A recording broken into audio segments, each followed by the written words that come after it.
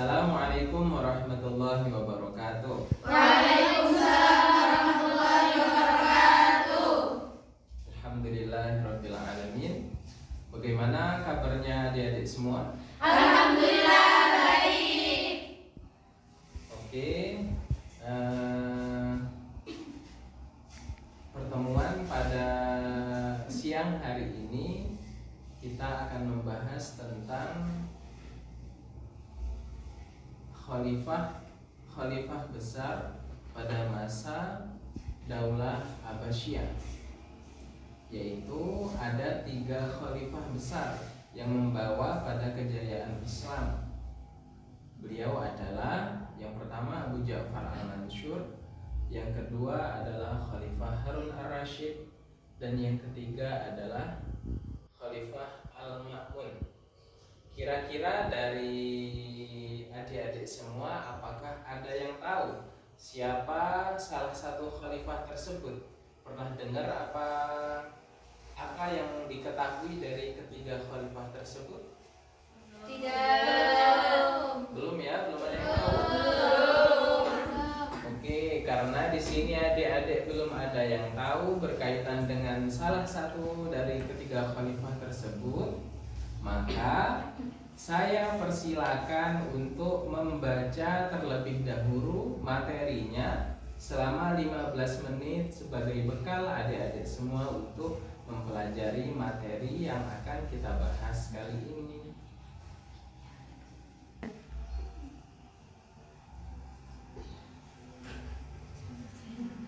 Oke, Kak. Baik, tadi sudah membaca selama 15 menit ya. Ya. Jadi sudah ada gambaran berkaitan dengan materi yang akan kita Bapak bahas kali ini. Nah, pada pertemuan kali ini kita hanya akan membahas satu saja. Beliau adalah Khalifah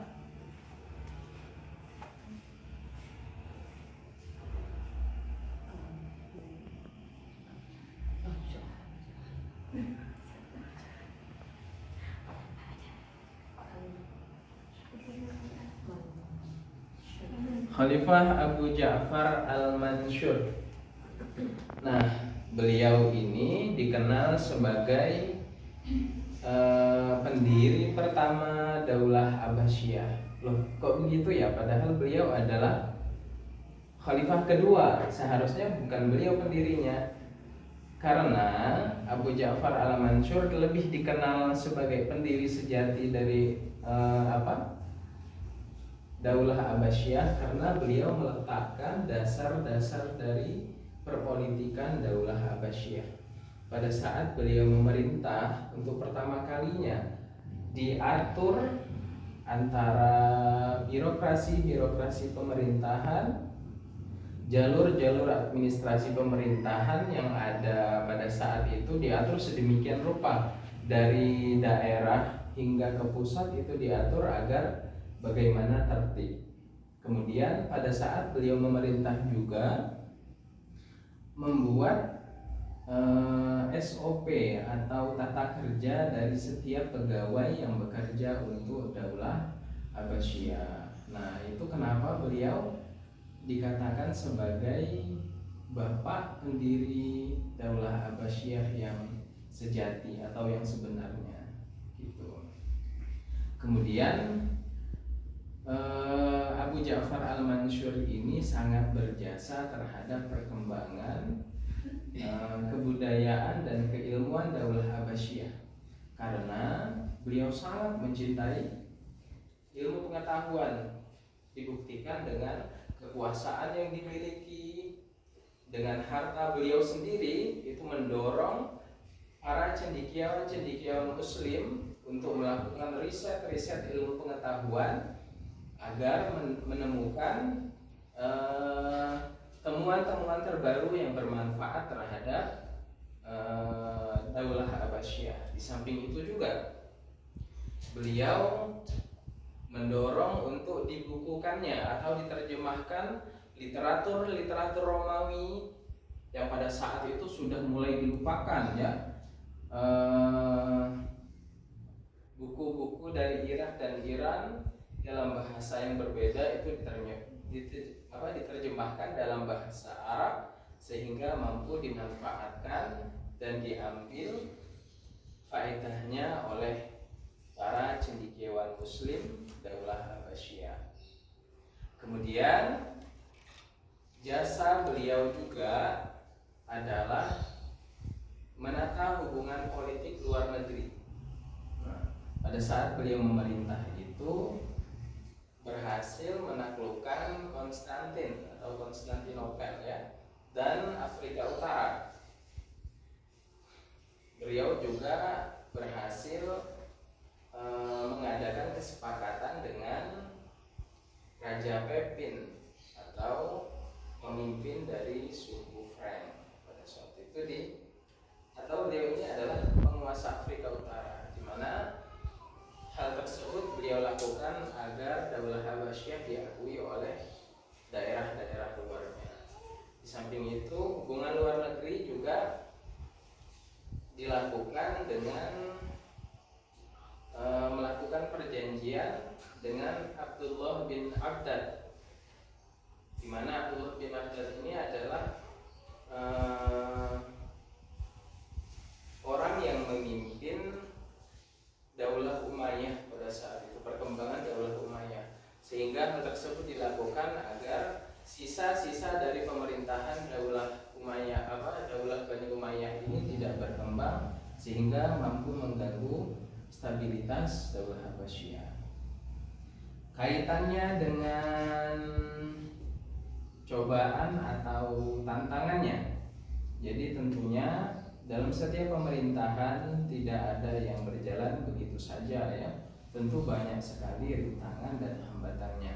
Begitupun yang dirasakan oleh Abu Ja'far Al-Mansur, di mana pada saat beliau memerintah terhitung ada 3 kali pemberontakan yang dilakukan oleh orang terdekat sendiri, ya, bukan oleh orang lain, melainkan orang terdekat. Di situ ada pemberontakan yang dilakukan oleh Abdullah bin Ali, di mana Abdullah bin Ali itu adalah paman beliau sendiri, paman beliau yang sangat berjasa terhadap Daulah Habasyah.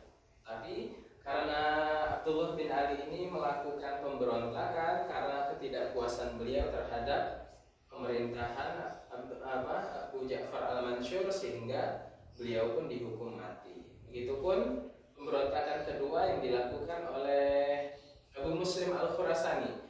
Abu Muslim Al-Khurasani ini adalah koordinator perang di daerah Khurasan, di mana beliau ini adalah salah satu orang yang paling berjasa terhadap berdirinya Daulah Habasyah. Tapi begitu juga ya begitulah, bisa jadi karena kekuasaan kita menjadi gelap mata, di mana Abu Muslim Al-Khurasani ini tidak puas terhadap kepemimpinan Abu Ja'far Al-Mansur sehingga melakukan pemberontakan.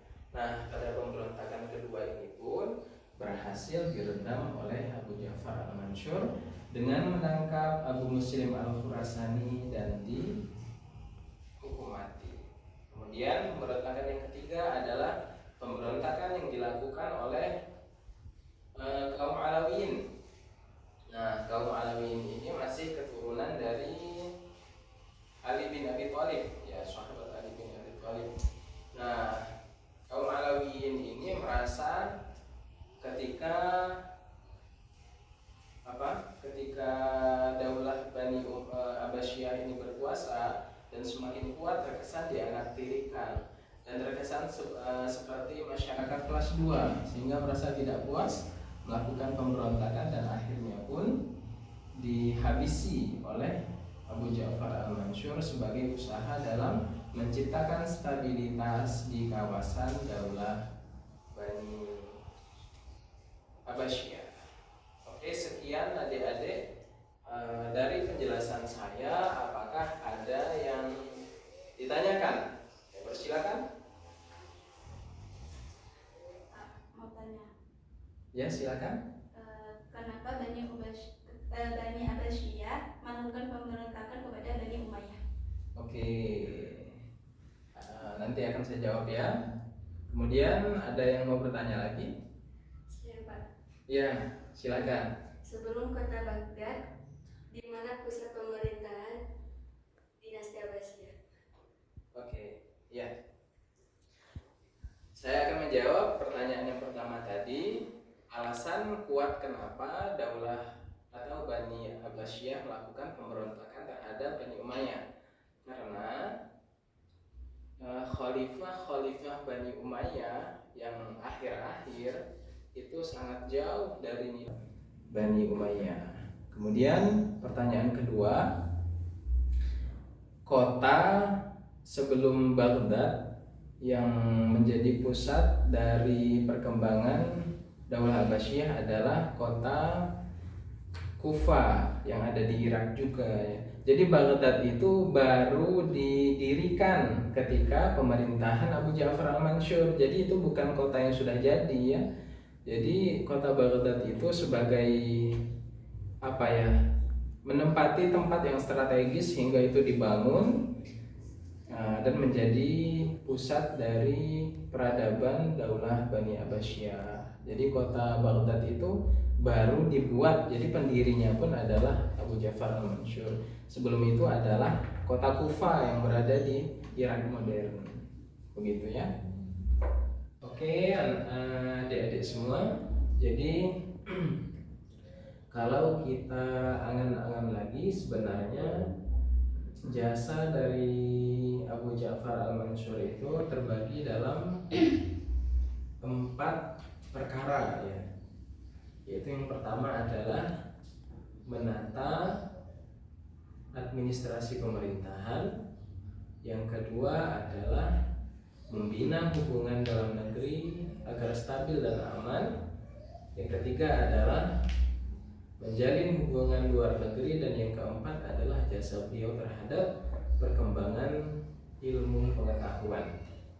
Nah, berkaitan dengan 4 jasa beliau tersebut, maka adik-adik semua saya minta untuk mendiskusikan dari penjelasan saya tadi bagian mana yang masuk dalam usaha beliau untuk mengembangkan ilmu, bagian mana usaha beliau dalam menjaga stabilitas dalam negeri, dan yang lain-lain. Saya persilakan untuk membuat 4 kelompok.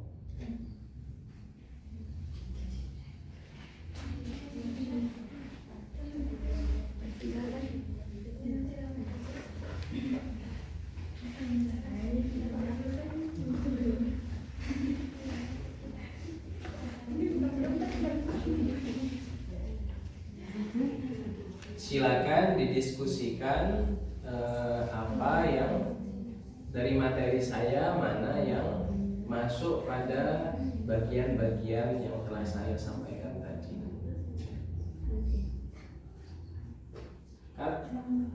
Oke, telah didiskusikan ya berkaitan dengan jasa-jasa beliau. Untuk kelompok 1, siapa yang akan menyampaikan materinya? Oke, Mbak Nailus, silahkan. Apa yang sampean dapat dari diskusi tadi? Silahkan disampaikan. Assalamualaikum warahmatullahi wabarakatuh. Waalaikumsalam. Warahmatullahi wabarakatuh. Kami akan memaparkan hasil diskusi kami dari kelompok pertama tentang penertiban pemerintahan Abu Ja'far al-Mansur. Adapun jasa Abu Ja'far al-Mansur dalam penertiban pemerintahan Abbasiyah meliputi yang pertama, penataan jalur-jalur administrasi pemerintahan. Yang kedua, menggagas kerjasama lintas sektoral. Dan yang terakhir, membuat tata kerja bagi pejabat Daulah Abbasiyah dari daerah hingga ke pusat. Ya, benar ya. Sekian. Ya, itu yang berkaitan dengan jasa beliau dalam penertiban pemerintahan ya. Ada ada penertiban administrasi.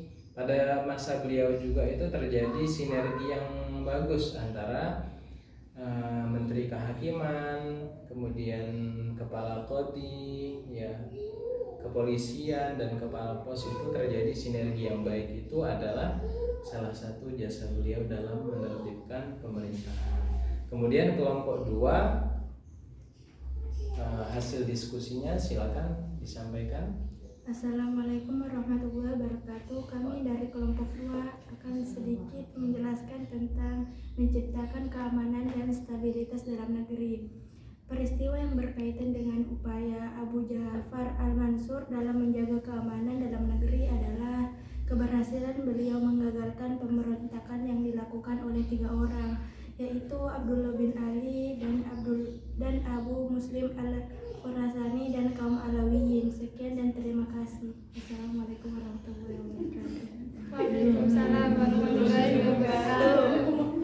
Ya, benar-benar itu tadi ya, usaha beliau dalam menertibkan stabilitas dalam negerinya berupa peredaman dari pemberontakan yang dilakukan oleh banyak sekali pihak.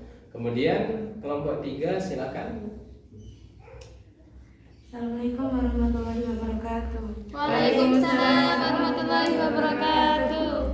Kami dari kelompok 3 akan membacakan hasil diskusi kelompok kami. Keberhasilan beliau dalam menaklukkan daerah di Bizantium dan Afrika Utara. Di samping itu, beliau juga meredam perkembangan sisa-sisa kekuasaan Bani Umayyah yang dipimpin oleh Abdullah ad-Dakhil dan melakukan perjanjian dengan Raja Pepin, penguasa Afrika dari suku Frank. Sekian dari kelompok kami. Assalamualaikum warahmatullahi wabarakatuh. Waalaikumsalam warahmatullahi wabarakatuh. Ya benar ya. Untuk jasa beliau atau menata hubungan luar negerinya berupa penaklukan Konstantinopel Afrika Utara dan melakukan perjanjian bilateral kepada penguasa-penguasa di luar pemerintahan Daulah Abbasiyah. Oke, kelompok 4 silakan mempresentasikan. Assalamualaikum warahmatullahi wabarakatuh. Waalaikumsalam warahmatullahi wabarakatuh. Saya dari kelompok 4 akan membacakan hasil diskusi kelompok kami. Mengembangkan ilmu pengetahuan. Jasa beliau dalam perkembangan ilmu pengetahuan diantaranya adalah menerjemahkan buku-buku Romawi kuno untuk dipelajari kembali, mendirikan perguruan tinggi bernama Baitul Hikmah, serta mendorong dibukukannya ilmu-ilmu keislaman seperti ilmu fikih, usul fiqh, ilmu falak, tafsir dan lain-lain. Ya, oke. Tepuk tangan untuk kita semua.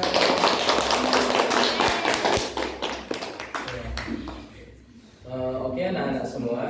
Jadi kesimpulannya adalah untuk menjadikan sebuah organisasi, sebuah lembaga, terlebih lagi sebuah negara ya yang baik dan berkembang itu bisa dan harus dilakukan dengan asas-asas yang benar. Ya, kita tahu bahwa keruntuhan Bani Umayyah disebabkan oleh kemaksiatan dan jauhnya moral serta keilmuan dari khalifahnya dalam memerintah. Ya.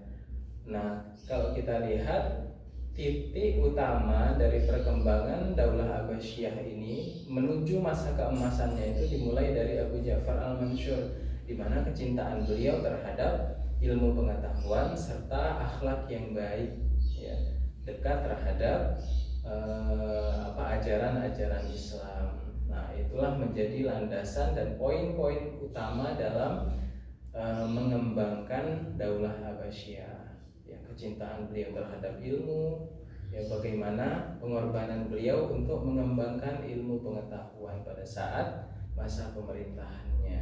Begitu, paham ya?